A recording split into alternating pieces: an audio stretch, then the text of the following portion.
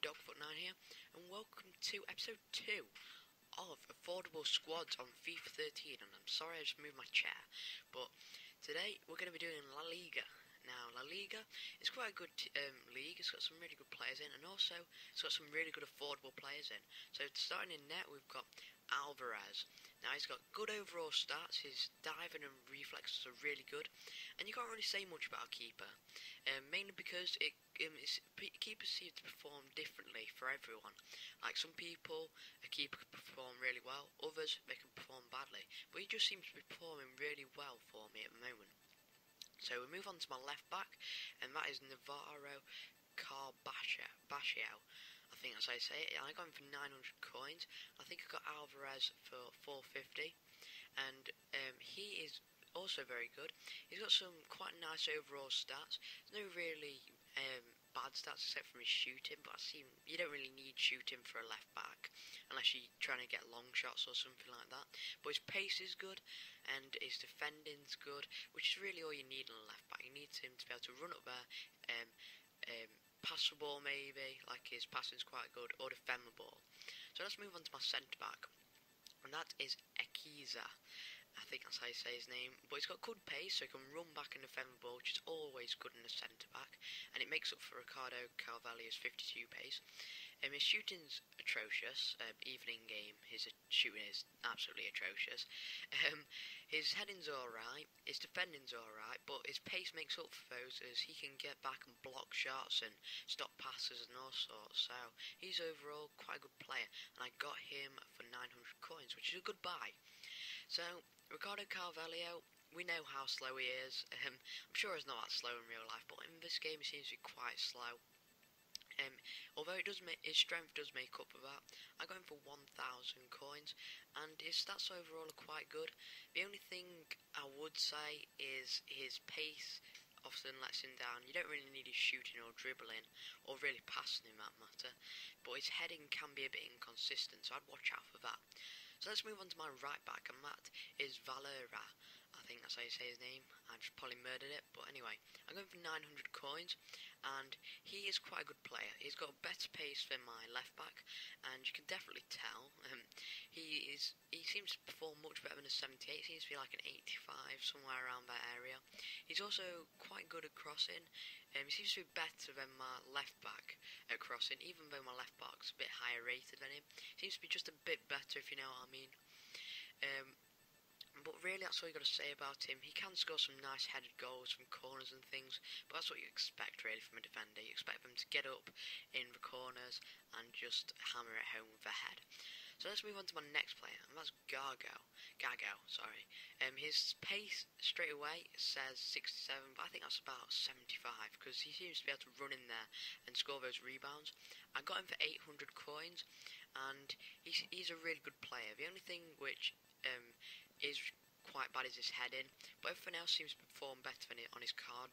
Like his shooting is really, really good, and also his pace is really good. He can score some nice long-range goals, and he can get in there and score the rebound if the two centre attacking mids are on the wings, and the centre forward and striker can't hit it for some reason, or shoot from where they are. So let's move on to my next centre defensive mid, which is Medel. I think that's how you say it. He's got good pace. He runs in all the time as well. And also, to make up for it, if he runs too far, he can always run back, and he's got good defending as well. So he can get the ball back if he loses it, or someone intercepts a pass. Also, if you can get it onto the edge of the box with it, sorry, I'm lost for words here. If you can get him onto the edge of the box, he can always header it in from there. I've scored a couple from outside the box with his head. That's quite strange for a centre defensive mid, really, but he is quite good. Now, moving on to my centre forward. Oh, did I show you how much I got him for? I got him for 750, which is quite good, seeing this is 76 pace. Now, moving on to my next one is Jose Callahan, and I got him for 3,300. His price has dropped a bit. I think I might have overpaid a bit for him, but he's got a good pace, but that seems to be all that is going for him. His dribbling's alright, but really can't use many skill moves with him, well, advanced skill moves anyway. His heading is terrible, and his passing's alright. Everyone in his team seems to have alright passing, but his shooting seems to be terrible. And if you can't get him on his right foot, then he's gonna miss, or the keeper's just gonna pick up a P-roller. Now his pace is alright. You can use him to get around defenders and cross it in, maybe, or run forward, stop, pass back, and then someone else can shoot. He's quite good at breaking through the lines of defence, but it's a bit 50-50 whether you're going to score or not. So yeah, I think I might have overpaid a bit for him, because he might have come down in price now. But anyway, let's move on to my centre attacking mid, which is Barada. I think that's how you say his name, but I'm terrible at names. He's got good pace as well. 82 is very good. He's quite cheap as well. I got him for 700, and his heading is quite bad, but his defending seems to be better in game than it is on his card. I don't know what it is about him. He just seems to be able to get that ball back quite well. And also he's quite a short player, so his heading obviously is going to be quite bad. But his shooting is much better in the game, and overall, except from heading, he's got much better stats than on his card. So let's move on to my second centre attacking mid, which is probably one of my favourites in this team, and that's Thiago. Now, he seems to be faster than 72. He is definitely faster than 72 pace. His dribble is brilliant. He can also get the ball back if you want him to, and also is brilliant at crossing. His shooting also is probably a bit better than that, and I've scored quite a few nice goals with him. He is overall quite a good player, and I go him for 1,000. You could probably get him cheaper. And if you are building like a quite cheap La Liga team, I would definitely go with him. If I could pick one player out of his entire team, then I'd pick him for your squad. Now on to my last player, it's Soldado, and he's got 79 pace, 80 shooting, and he's got good heading. I got him for 5,200, and he seems to play really well for me.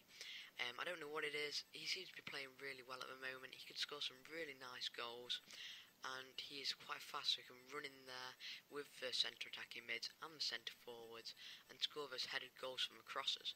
So yeah, he is the most expensive player in my team, but I think his price has gone down a tad since I got him. So yeah, if you want to build this team, guys, I think this will come to an overall cost of about 10,000, maybe about 10 to 13,000, as some of these players' prices have dropped. And if you've enjoyed this video, please leave a like, and if you haven't already, please subscribe for more videos. And so until next time, I'll see you guys later. Bye.